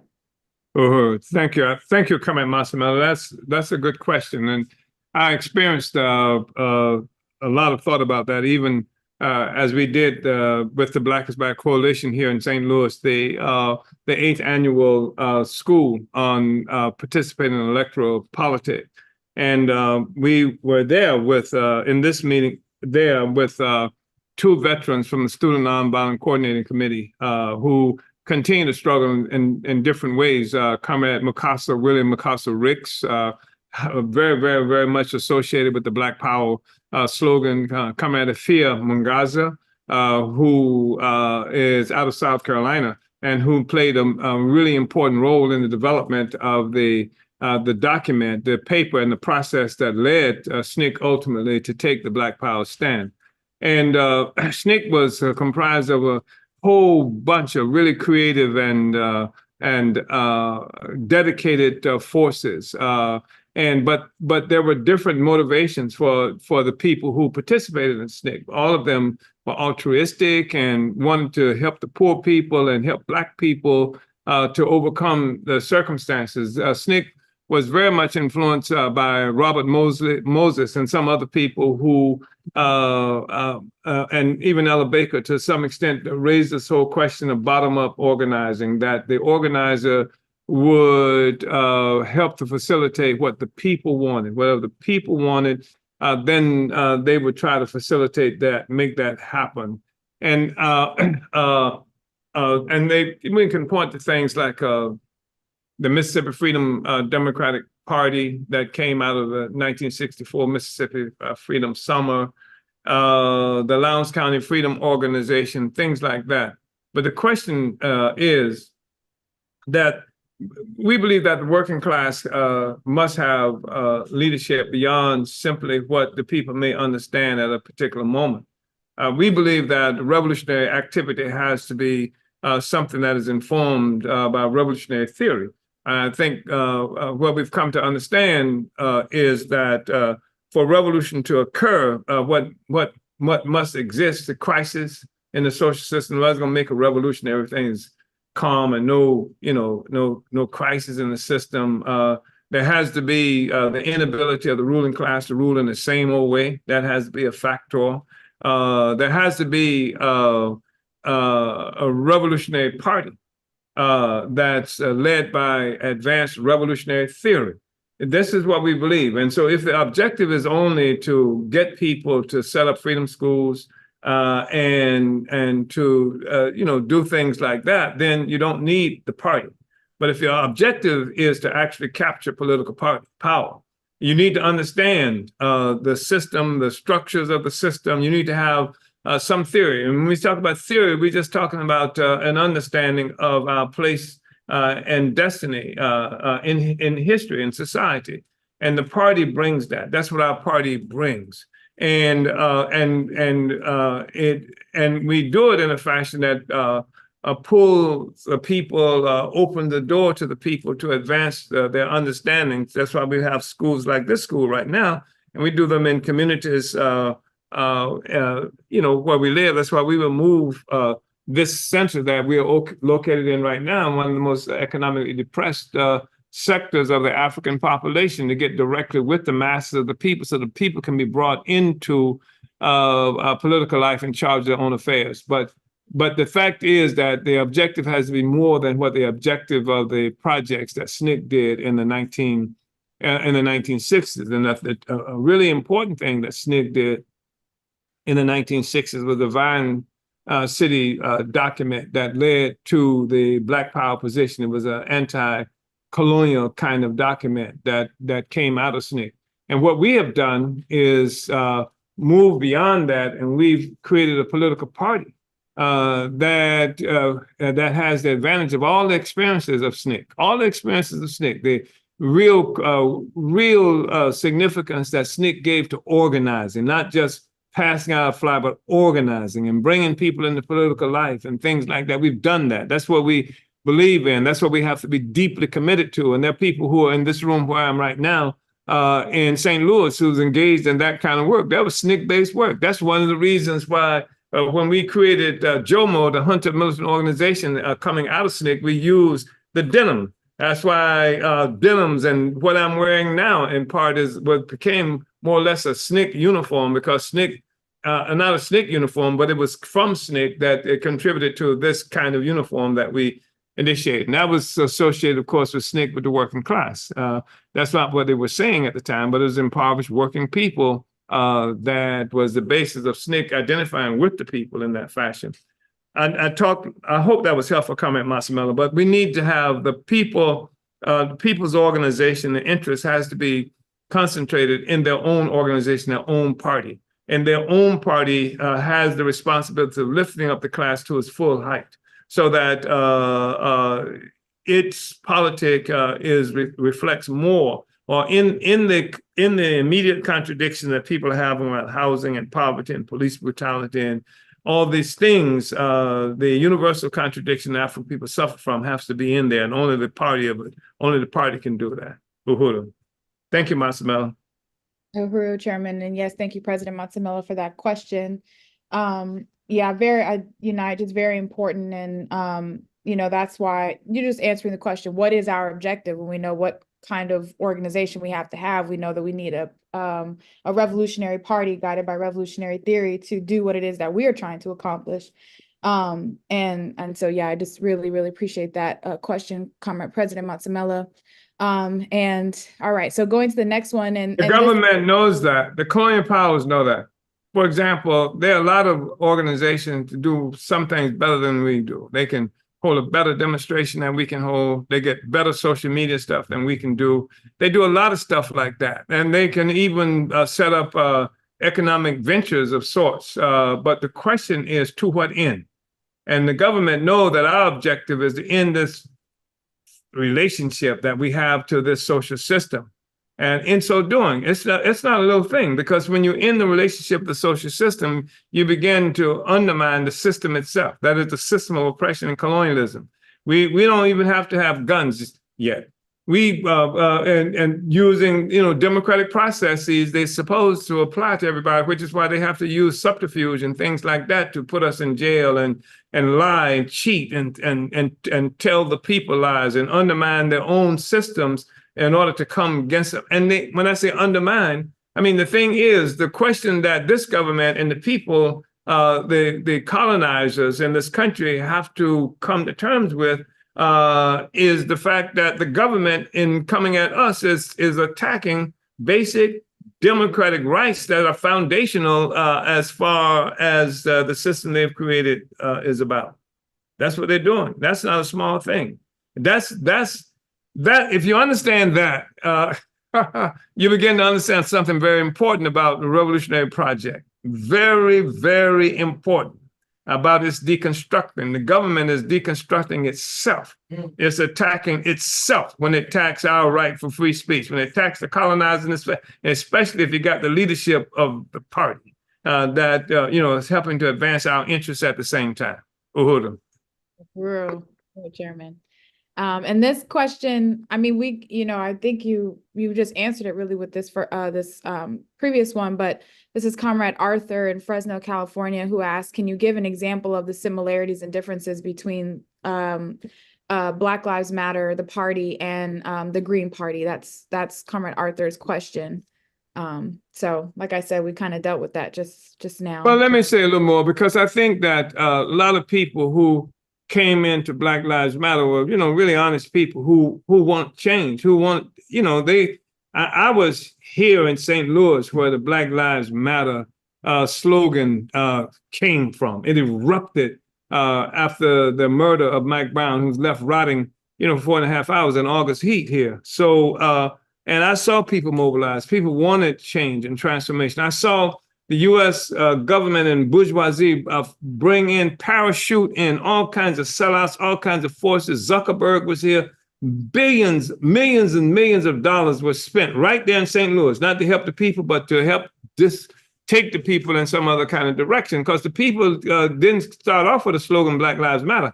What helped me to get here, the people started off with a slogan saying, kill the police, which was a big leap from Sharpton-led and Jackson-led and other government-related forces-led entities. And so that's what the people were saying. And then this Black Lives Matter thing, even then, it's Zuckerberg. And the thing that was really interesting when we got here was that you had all these social media experts on the ground. I'm telling you, these children almost, these African young people, sometimes staying in the same hotel I was staying in, they had this thing down pat. And so there was one, they had purchased, I thought they had purchased, they occupied one huge space. I'm not talking about these children as such, but there was a space that they were training people to be community organizers, like Barack Hussein Obama, I guess. And so you had this whole movement that comes up saying Black Lives Matter. And we were constantly raising the question, to what end? Why are we out here? To what end? And we were raising slogans. I mean, I got on August 30th, and Comrade Deputy Chair won't let me forget it. When I spoke at a rally that had been called, I was a part of the Mike Brown Coalition. I was a part of that coalition here because of our involvement in the struggle. And then on August 3rd, they had told the people they were going to march on the police station right there. I was right there on Canfield Drive with all the people, and we marching to police station. And then instead, when we moved and they took the people to a park instead of the police station. People wanted to go and et cetera. And anyway, people pretty upset. And they actually pushed me off the platform. We have that speech someplace when I was speaking. Literally, I mean, they waited to make me almost the last person to speak, and then They literally pushed me off the platform. I'm maybe 15, 20 seconds into my presentation. So this Black Lives Matter thing was something that is empty. Slogans need to be able to at least infer some direction to ending or turning over or changing the situation. Black Lives Matter doesn't do anything. Like I say, it's a whine. It's not a demand. Who the hell is Black Lives Matter? It doesn't inform anybody about anything. It doesn't, and it's an empty demand. And so you got all these people, Zuckerberg and the Democratic Party, everybody, Black Lives Matter, of course, it means nothing and it exhausts the people, the energy of the people running around saying Black Lives Matter. So it's empty. That's one thing. But the people who were there, it was something that to take it. That's why the party has to be everywhere. That's why the party has to involve itself in these struggles that's happening on the ground with the people to provide theoretical and political direction, et cetera. The party has to be there. And we did. I mean, we were there and people were going hands up, don't shoot. And we were going fist up, fight back, fist up, fight back. You understand? This is what we were taking, there. And, I think Comrade Diop might be the one who raised that as the slogan at the moment. So we were challenging. They said, we want to have a march, and nobody said anything because they did not want that kind of challenge to that nonsense. So that's one thing, Comrade Arthur. People want to make struggle. The party is necessary to be there to take them in the right direction. In terms of Green Party is another manifestation. It's a relatively radical liberal kind of formation that people can join, but it doesn't even claim to be, like looking for revolutionary objectives and anything, except, and this is not an insult to the Green Party this way, except Bernie Sanders, socialism, where you just complain about it. And you say socialism is necessary, you don't deal with the fact that socialism and capitalism cannot coexist. Right. And so you don't have to raise that somehow that in order to get your socialism, you have to take capitalism out of your life. Right. So that's one of the differences. So we mentioned Black Lives Matter, Green Party. I don't know if anything, and I like some of the people. We got good relationship with the Green Party, especially here in St. Louis and Missouri, and probably some other places too, who first out in terms of defending our cases, because the thing about the Green Party is that they are Democrats. They believe in democracy. That's been our experience with them anyway. And they believe in having a clean earth and all these other things. We have some disagreements about what that means and how to affect that, whether or not there can be anything called clean earth and clean air, et cetera, under colonialism. I mean, that's where the air got dirty, with colonialism. That's why the so-called environmental problems started, with colonialism. So anyway, Uhuru. Arthur, I hope I answered all the things you raised. I mean, I talked long enough. I'm sure you're saying that. Yes, sir. Uhuru, Chairman, and Uhuru, Comrade Arthur, thank you for your question.